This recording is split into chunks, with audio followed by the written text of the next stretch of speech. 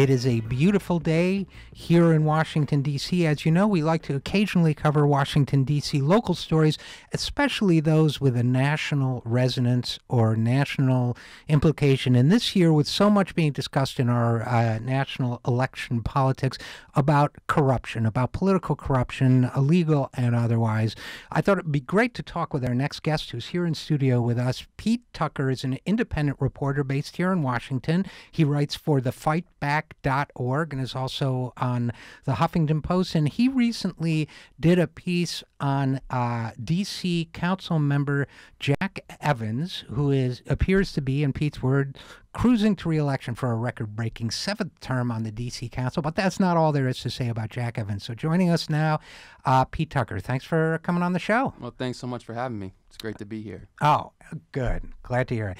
Now, what else is of interest about Jack Evans? What should our listeners know?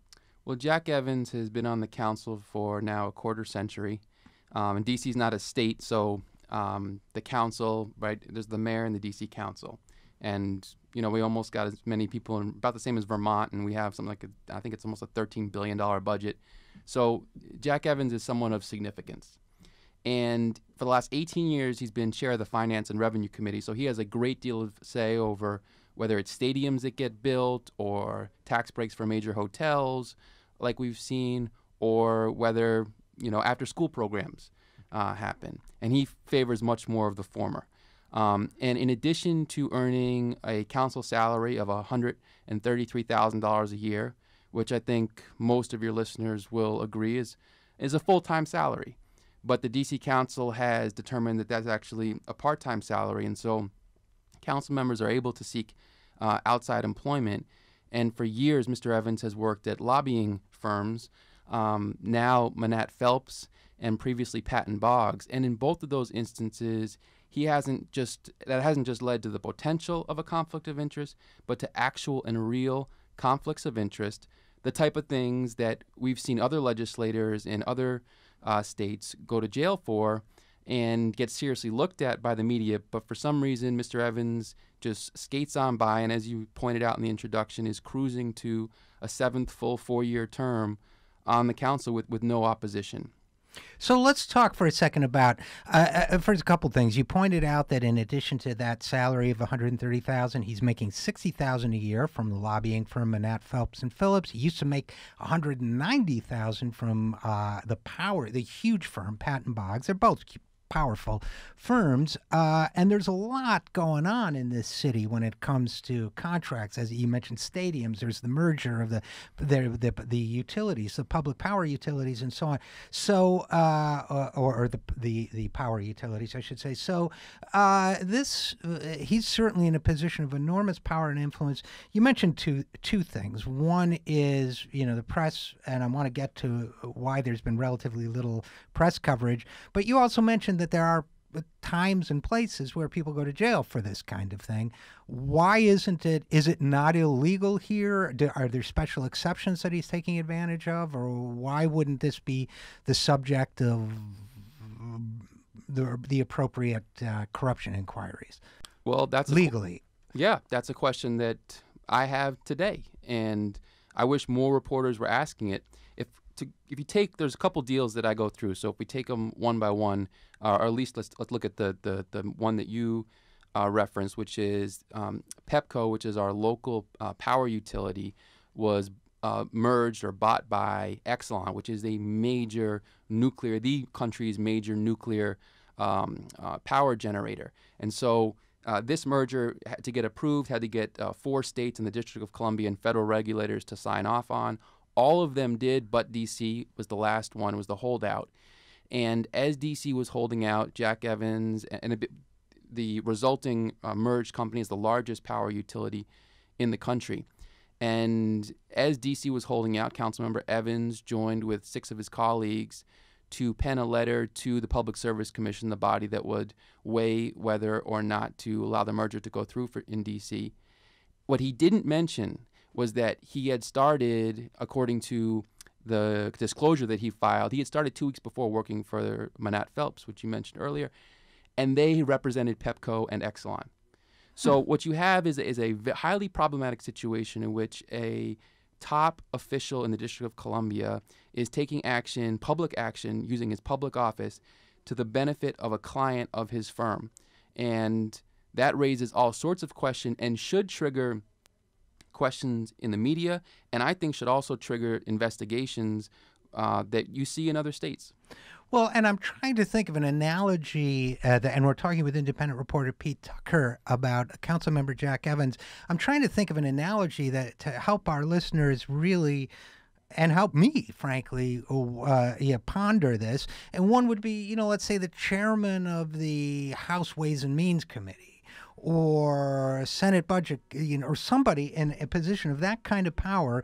What would happen if they suddenly, it turned out, without telling anyone, were getting $100 or $60 or $200,000 a year from some huge utility, and they had just pushed in favor of that utility? I would assume that would be a national story, a national scandal. Now, to be fair, and I want to make clear before we go on, we are talking about D.C. Councilmember Jack Evans and raising issues of potential corruption, legal or otherwise.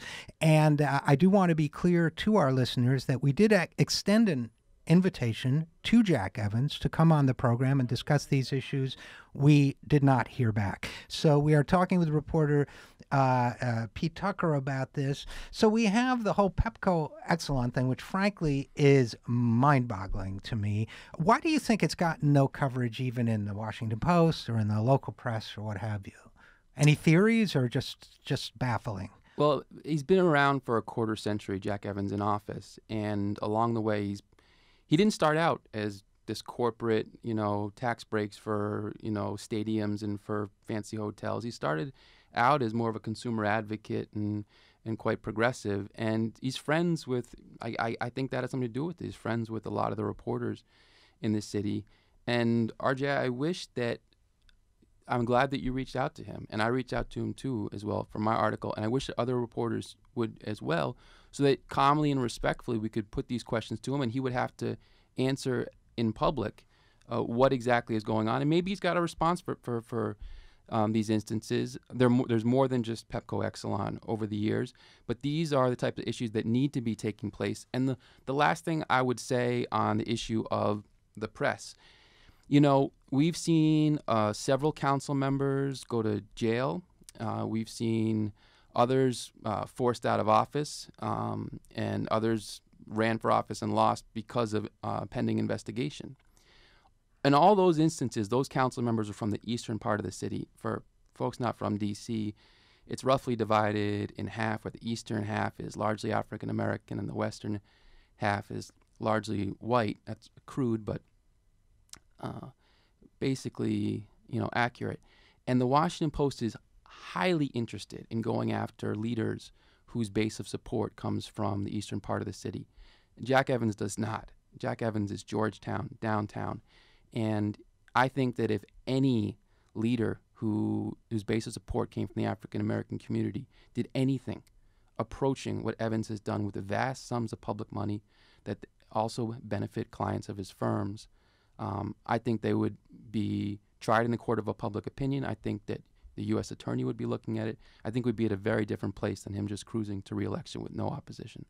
And I just want to, for our listeners, and again, we invited Jack Evans on. That invitation stands. He is welcome to come on at any point and explain this. But I'm just going to briefly read something from your piece. In June 2015, Evans co-introduced and voted for a bill to pay Pepco nearly $40 million for land near the Stalker Stadium. After casting votes, providing Pepco with public land and taxpayer money, as well as killing off a feasibility study, Evans continued meeting with Manat Phelps, which is only now to discuss his future employment at the firm. This is the firm that was lobbying on behalf of Pepco, right? That's right. And so in the lead up to those negotiations, which led to his signing on with Manat Phelps, he was taking official actions that benefited the clients of his very soon-to-be firm. Yeah, okay. Talk to me a little bit about Marriott now. What happened there? So Marriott, the Marriott Marquis, which was built alongside the convention center and used $272 million in public funds for Marriott to build a very high-end hotel. Jack Evans was instrumental in putting this deal together. At the very last minute, he recused himself from voting on the deal. He said he did so out of an abundance of caution, and just to keep in mind that he's chair of the Finance and Revenue Committee, and it was in his ward, and he was open about the need and the desire to make this happen. Then he just started recusing himself, he said, out of an abundance of caution. It turned out 2 years later, an email surfaced from his office saying that he, in fact, Patton Boggs, the firm that he was then working at, represented a company by the name of ING, and ING was an equity partner in the deal, a major partner in the deal, and that is why he was recusing himself. Now, D.C. law required that he explain in writing why he's recusing himself. He never has, and when questioned by that, he cursed off an independent reporter, former Post reporter, and that's where things stand.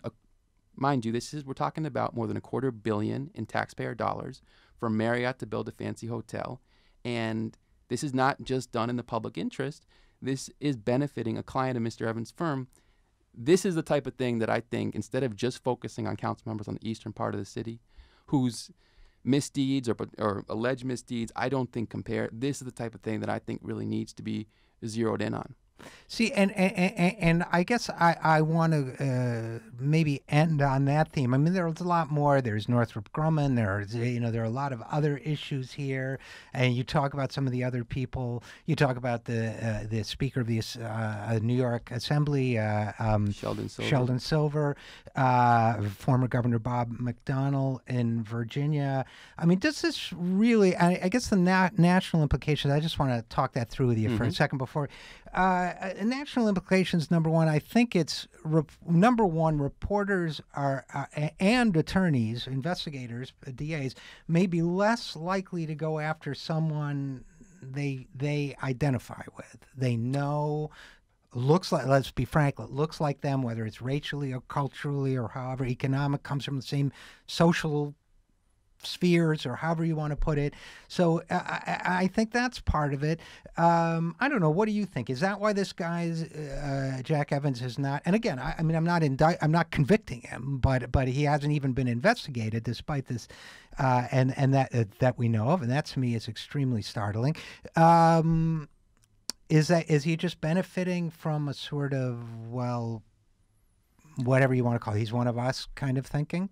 Among reporters, I think so. And I think there's a two-step process. At least this is how I see it, which is first you get questions raised about you in the court of public opinion, about your integrity and so on. And then a U.S. attorney or a prosecutor with little ambition, you've laid the groundwork for them to step out and kind of, in some sense, play the hero in this, and you slay a villain.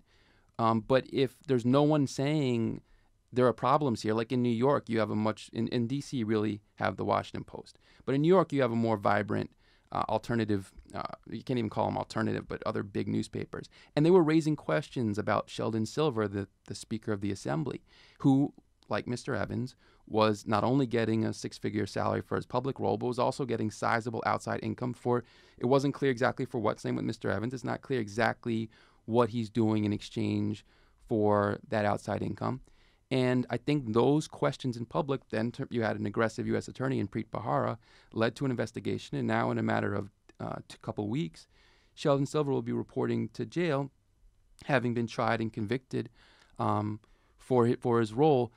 So I think that you're absolutely right. I think it's a two-step process. First, like you're doing, like I've been trying to do, is to raise the questions, not to indict someone, but where there are serious where there's smoke, there's fire. And I would submit there's been, in D.C., more smoke billowing out of Jack Evans' office than anywhere else for a decade or more.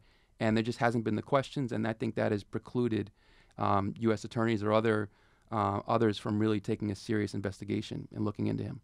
Well, I think that's a job, among other things, of crusading reporters.